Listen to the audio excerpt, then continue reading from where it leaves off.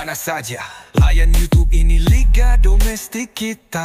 Ini adalah Liga kita, Liga Malaysia. Berita terkini, Malaysia tumpas di tangan Cape Verde dalam satu perlawanan tertutup dengan keputusan 3-0. Saya minta anda semua bertenang dahulu, jangan terlalu stres kerana ini hanya perlawanan uji cuba sahaja.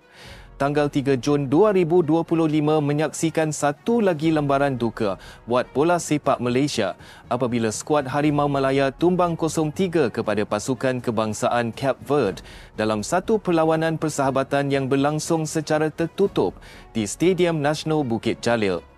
Perlawanan ini bukan sekadar satu aksi pemanas badan menjelang kempen kelayakan Piala Asia, tetapi turut menjadi cerminan terhadap sejauh mana persiapan skuad negara dalam menghadapi cabaran antarabangsa yang semakin mencabar. Lebih mengejutkan, perlawanan yang berlangsung tanpa kehadiran penyokong ini menyaksikan kekalahan besar di laman sendiri. Ia mungkin satu situasi yang menimbulkan pelbagai persoalan dalam kalangan pemerhati bola sepak tempatan.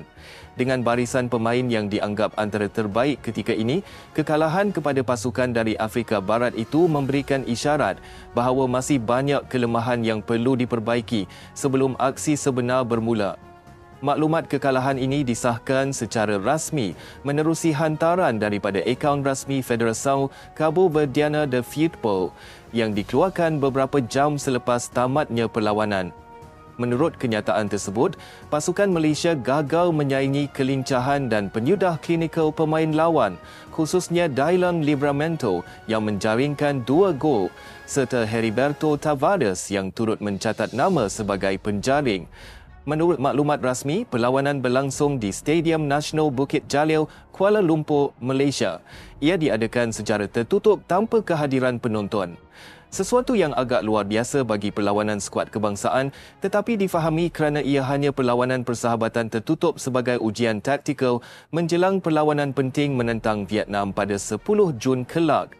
Keputusan penuh menyaksikan Malaysia menerima kekalahan daripada Cape Verde dengan gol-gol dijaringkan oleh Dylan Livramento pada minit ke-35 serta 48 minit perlawanan dan Heriberto Tavares di minit ke-55.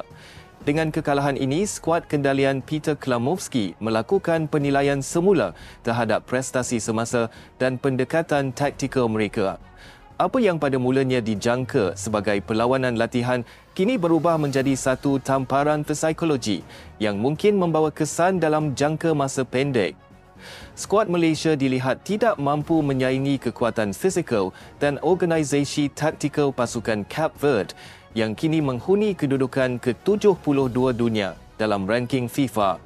Walaupun perlawanan tidak disiarkan secara langsung dan tiada liputan visual penuh, laporan dalaman dan maklumat rasmi menyatakan bahawa Malaysia kerap kehilangan bola di kawasan tengah dan terlalu mudah ditembusi di bahagian pertahanan. Pertahanan Harimau Malaya kelihatan rapuh, khususnya dalam mengawal gerakan dari sayap. Dylan Livramento kerap kali diberikan ruang untuk mencipta peluang dan tidak hairan beliau berjaya meledak 2 gol menerusi gerakan pantas dan kecekapan dalam penyudah. Di bahagian serangan pula, Malaysia gagal mencipta peluang bermakna. Beberapa percubaan dari luar kotak penalti tidak mendatangkan hasil. Penyokong pastinya kecewa kerana tiada sebarang jaringan dihasilkan, lebih-lebih lagi beraksi di laman sendiri walaupun tanpa penyokong. Meskipun perlawanan tidak disiarkan secara langsung dan hanya dimaklumkan menerusi kenyataan rasmi dari Konfederasi Cape Verde, berita kekalahan ini tersebar luas di media sosial dalam masa singkat. Ramai penyokong tempatan menyuarakan kerisauan yang sedang terjadi dan mempersoalkan bagaimanakah tahap persediaan skuad Harimau Malaya untuk menghadapi Vietnam dalam masa seminggu.